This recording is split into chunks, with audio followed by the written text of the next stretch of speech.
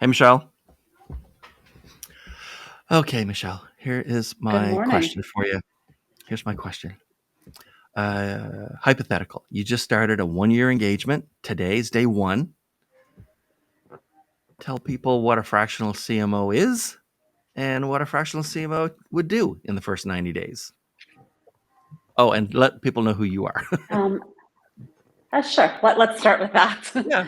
My name is Michelle Waite. I'm a fractional CMO. I also am the founder of a company called Growth MVP. I mainly work with early stage growth companies who are bringing innovative, interesting new products to market. I love to work in the seed to series A stage, and I also work hand in hand with other fractionals in different disciplines to help people get ready for their next raise, fundraise. All right. Well, now that we So know let's that, start. Let's see. what is a fractional CMO and what does one do in the first 90 days typically? So a fractional executive acts part-time or temporary. It could be full-time temporarily with a company to provide them executive level marketing or other expertise, and gets deeply involved in sort of the executive level strategy and management, and sort of sits at that table and helps oversee the marketing. Okay.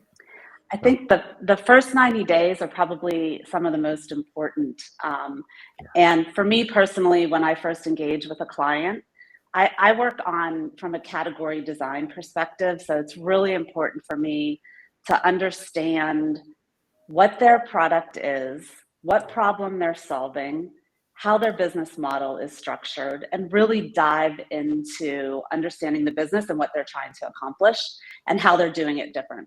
So that's really sort of the establishment of their point of view as a company right up front. I think that's extremely important. Oh, Depending on the company that I'm working with, actually, and how much they know me already, or if I'm new to the game, I also like to get an early win. I like to, find something that makes them feel kind of comfortable with me and what I can bring to the table, but also gets them feeling good because they feel like they got something right up front. right. All right. And Carolina, hi. Good morning, Dean and Michelle. So my name is Carolina McCulloch. I'm a fractional CMO. You can find me at CMO Architects. I especially mostly on IT, cybersecurity, and funny enough, I ended up also getting really involved in the B2B SaaS and ed technology. So those are the ones that I focus mostly on. Right. Um, in terms of the question, First 90 I like to days. say, yeah. So one thing I like to say, and I get this a lot, is make a distinction between what a CMO consultant is and a fractional CMO, because people get those wrong often. So Mhm. a consultant is a person that's going to give you something and basically leave it and forget it. They're going to move on to the next thing. A fractional CMO, it's still very much an extension of your company.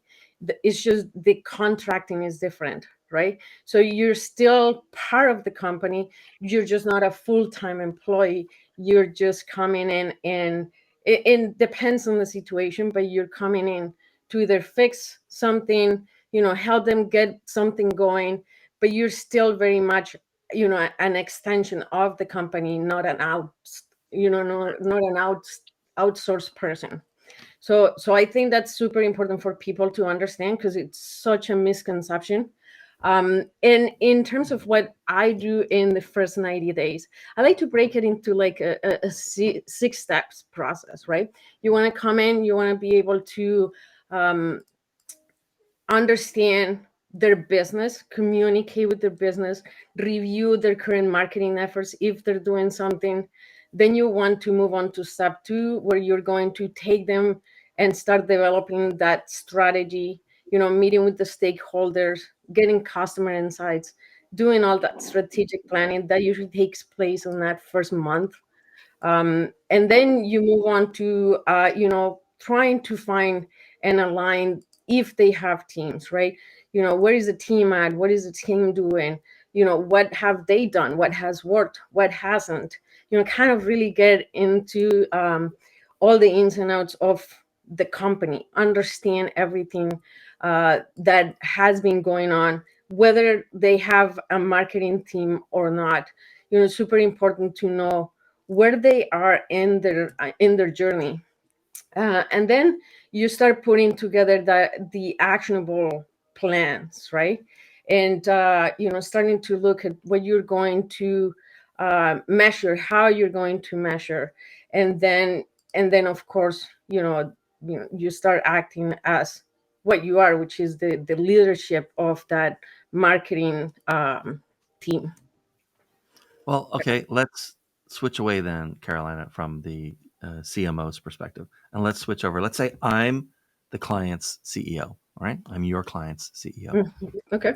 I probably had to. Yeah, you're probably the first CMO of any kind, never mind fractional CMO, that the company's had. I mean, there's a good chance of that.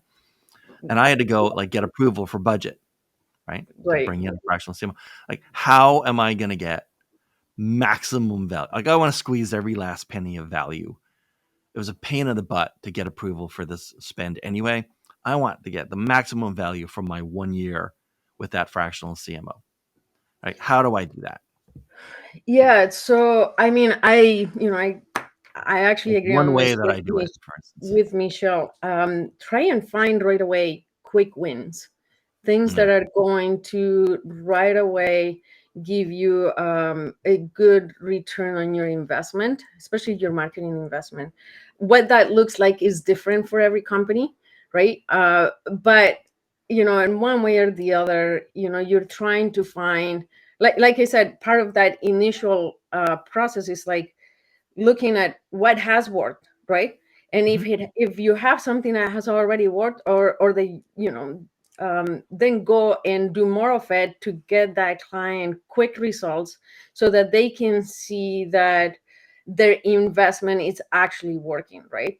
And whether that is from the digital aspect, SEO or ad campaigns, or awesome email marketing campaigns, whatever that is, just go look for those things that if now that's if they've already done it, of course. But if they're coming in new, startup, they're just trying, the CEO has been the one doing the marketing, just really trying to understand what they've done, right? Even if it's not a marketing team, what they've done, and then try and direct them and try and get those quick wins that are going to show positive impact to their companies. All right, Michelle, I want to ask you the same question, but I want to ask it backwards. How does the CEO generally waste the money, or how does a company waste the money that they spent on a fractional CMO? It's not the CMO's fault. How'd the company waste the money? Interesting. Yeah. So I What did they think do or not when do? the CEO does not fully embrace the CMO, and sorry, is this not, am I coming Yeah, you're through? fine. Can you hear me? Yep. Yeah. Okay, try again. Sure. So I think when the CEO does not educate the CMO and take the time up front to talk about the business and the goals of the business, align on expectations, look at a year out from now, and educate that CMO on where they want to be and how they think that they want to get there, and allow the CMO to be able to have opinions about that as well. I think when that doesn't happen, that's when there's a lot of misalignment. I think when the Right. CEO says, "Oh, just go work with my sales team and figure it out, and you guys will make it work," and is not involved in any way from a high level strategic position, then I think that's when it becomes a problem. All right. Let's talk about the marketing team. If there is a marketing team there, how does bringing in a fractional CMO improve things? How are they going to be better at the end of 12 months than at the beginning of that 12 months when the fractional CMO is brought in generally? Michelle. I think, yeah. So There's a company that I work with right now who had 2 junior level marketing people on their team, and they were working directly for the head of sales because they didn't have any strategic marketing people. So the main focus for them was obviously sales enablement tools Right. and things to help provide for the salespeople to be able to get in front of their customers. And that's a part of marketing, but that's not the whole of marketing. And there's so much more. So when I first came in, being able to establish sort of what their expertise was and work with them closely and coach them and develop a marketing plan together with them so that they could see where we're going and what we're trying to accomplish, and then coach them along the way on the tactics and the things that they may not have had the expertise on. I think when you do that and you find yourself as a coach for them, that makes that engagement much more valuable for the company. Caroline, how about you? At the end of the year, a 12-month engagement, how is the marketing team different or better than when you first walked in? I mean, I couldn't agree more with Michelle on this one. I mean, you want to empower them, right? You're not coming in to be their boss. You're coming in to lead them and give them direction and share knowledge and build their confidence in the things that they're doing. And if you empower people as a leader, not only everybody wins, the company wins, but they're also feeling like they're achieving something beyond just doing the work, right? So empowering people is super important when you're in a leadership position, because it helps everybody grow, and the team gets better, right? So Right. and it's about not just giving them tasks, but giving out the resources and everything they need to accomplish those tasks. So providing them with everything they need to be successful is a super important part of our job. Okay. Well, let's go way down in that organization, right? Let's think about the most junior employee in marketing at that company, possibly the newest hire, right? Okay. I don't know, 25 years old, first real marketing job, right? Mm-hmm. And all of a sudden, an organization where it was just kind of a team of, some people, somebody did social media maybe, and somebody did email, and somebody on the website kind of thing, right? Yeah. For that most junior person, suddenly there's a chief marketing officer, at least for the next year, right? Right. If I'm the most junior person, what do I have an opportunity to learn here Oh from that man. person? I Or mean, put it another way, you've yeah. been fractional CMO, you're 9 months in, and you say, it's such a waste that none of the junior people ever came to me and asked me about X or wanted to talk to me about ABC. I would have been so happy to pass along what I know or what I would have done, if I was way back in their, at their point in their career. Oh, but that's the point, right? You can't wait for them to come and ask. Yeah. You have to go and So what are they going to let learn? them know that you're open to have those discussions and those talks. So I actually have that exact scenario in my business right now. So I also run a digital marketing agency, right? And we just hired a junior person, right? And I said to her, the first thing is, don't ever feel scared or intimidated. Like, we're the same thing. Just come to me if you don't know, if you need help, if you want me to walk you through things, just Right. reach out. But you have to open that door, right? Because the reality is, when you have junior people in your teams, they're not as confident and as as more experienced people to just walk in or call your manager, your CMO, to just say, hey, can you give me a hand with this? So you actually have to the one that initiates that conversation and give them the opportunity to come to you, because then they feel comfortable, right? You've opened that opportunity.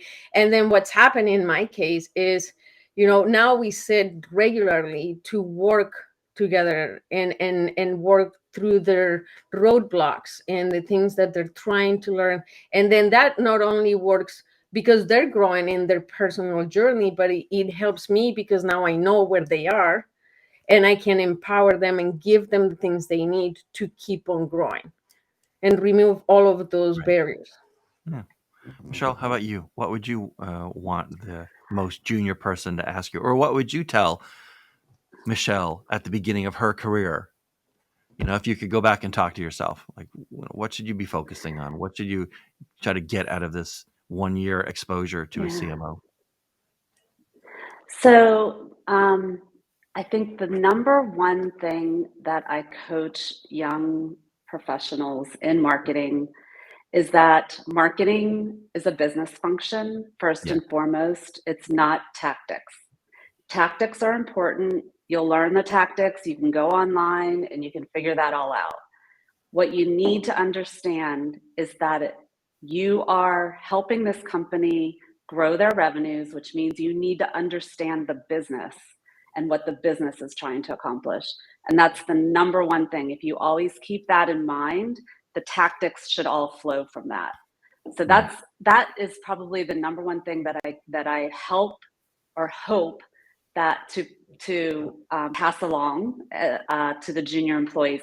My goal when I go into a company is not to be with that company forever. I mean, that's the nature of fractional, right?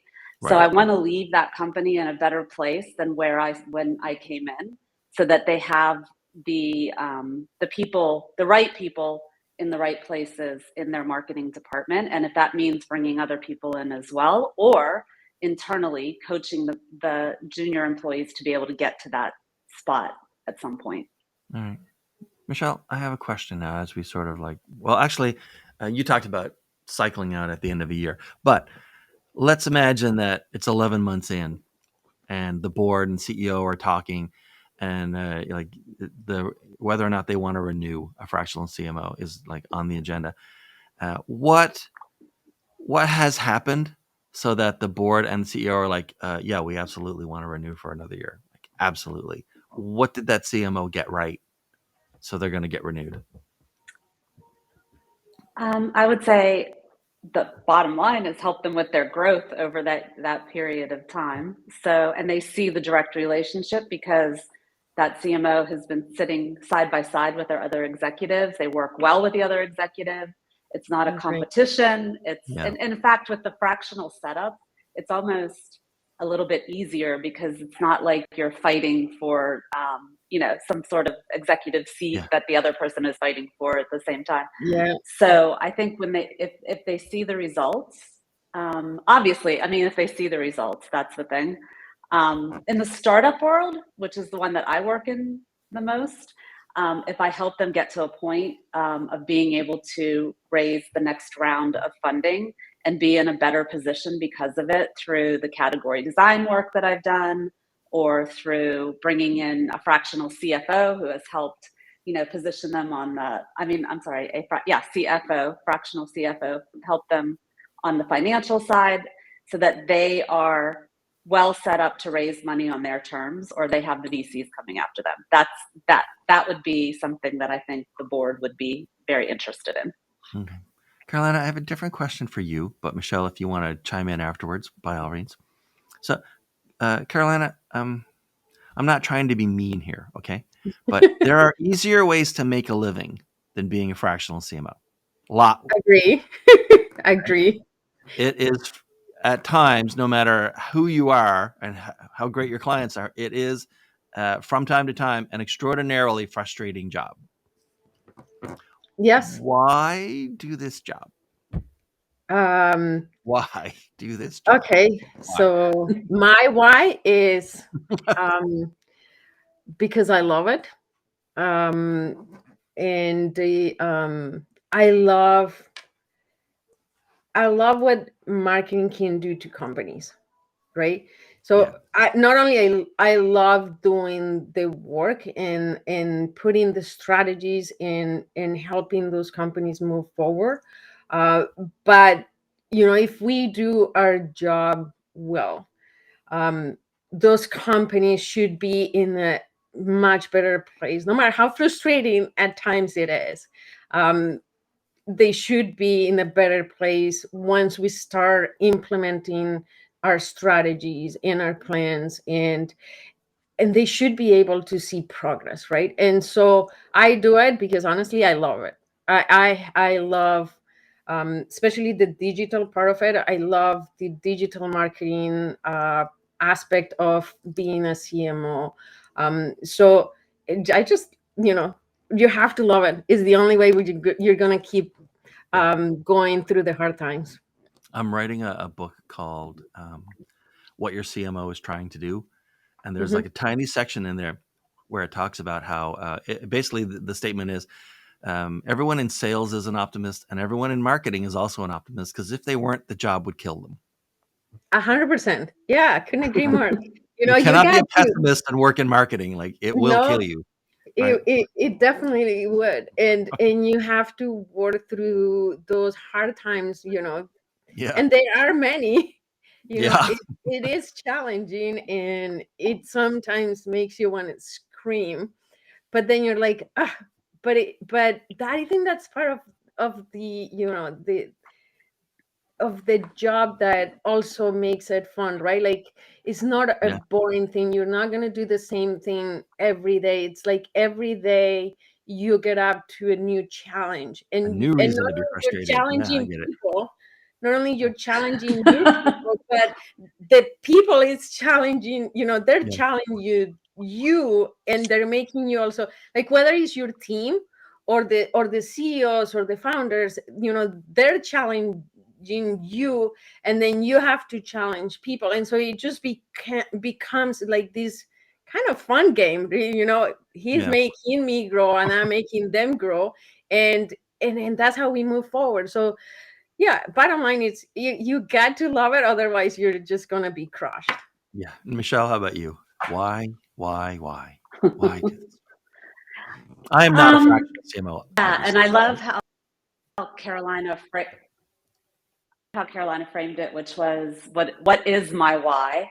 And for me, it's very clear. And the reason why I work with startups is my why is bringing new innovative products that are solving problems in the world in innovative ways. And that's what gets me excited. And so being able to work, yeah, there's frustrations and the details and all that sort of stuff, but Yeah, Mm-hmm. the bigger picture of being able to do that really, yeah, gets me up in the morning. Yeah, no, I mean, that I can see that angle. I can kind of understand, right? I yeah, mean, I'm most I'm a copywriter. Most copywriters write blog posts and and articles, content writers, and God bless them. A lot of businesses need a lot of words written. I don't write any of that stuff, right? I write homepages and ads and landing pages, and I write the first thing a company intentionally puts in front of a stranger, and I do that because nothing else will sort of move the needle. I can see progress for that company, yeah, yeah, right? Whereas if I just wrote blog posts all, again, no offense, but if I just wrote blog posts all day, I'm writing for Google, not really for people. All right, to get that yeah, person's attention and draw them into the client's world, like that's the whole point, right? It's yeah. a weird, dumb, fantastic job. You know what, Dean? I think it's I also, love it. Yeah. yeah, it's the satisfaction that something small can bring to Yes. your clients, right? Like, I just had one yesterday. I was working with one of my clients, and we made just it was a small thing in the big picture, but he's like, it's made a 15% increase Hmm. impact in my business in 2 weeks since we made that change. The smile on that client, the joy that it brings them, that's what we're here for, right? Like, because that's what inspired us to keep on going too, right? Like the Yeah. joy of seeing that what we're doing is impacting them, and they're seeing the change, which is impacting their business and improving their lives too, right? It's we're all living and doing what we're doing, because we ultimately all want to achieve some sort of personal goal. So if we're moving that needle so that that person gets their company goal, and by getting that company goal they're getting some sort of personal goal, then I think that gives everybody, enjoyment, which is what helps us get through the tough times, right? Yeah, I can tell you, I've talked to at this point 350 fractional CMOs, and most of them are just walking around with a lever, trying to find a place for and a client where they can jam it in and make a big difference. Yeah. They're lever people. Okay, Carolina, who should contact you and how should they get in touch with you? As I said at the beginning, I work Mhm. with IT, cybersecurity, SaaS, B2B, particularly in the ed tech industry. It's a big part of my business. And otherwise, like small businesses that need any kind of marketing needs, especially in the digital marketing world. You can find me at CMO Architects for the fractional CMO and digitalarchitects.com for the digital marketing services. And thank you, Dim, for having me here today. Well, thank you. And Michelle, who should get in contact with you today? And because if there's no reason to delay, and how should they do it? I think founder or CEO who are looking to raise their next round or get an exit within 6 to 12 months, or just looking to grow to a certain point to have traction to show favorability. Those are the people I like to work with. I love working, again, with innovative companies, so people who are bringing really new types of different technology to the market. The best way to get in touch with me is on LinkedIn. Michelle Waite. My company name, again, is Growth MVP. You can find me there. I am also part of a collective called experiencehack.com. We are fractionals from all disciplines, so we bring in the right people at the right times for that same goal of raising in 6 to 12 months. All right. Thanks, Michelle. Thanks, Carolina. It was great to have you here today. Thanks, everyone, and we'll see you in the next episode.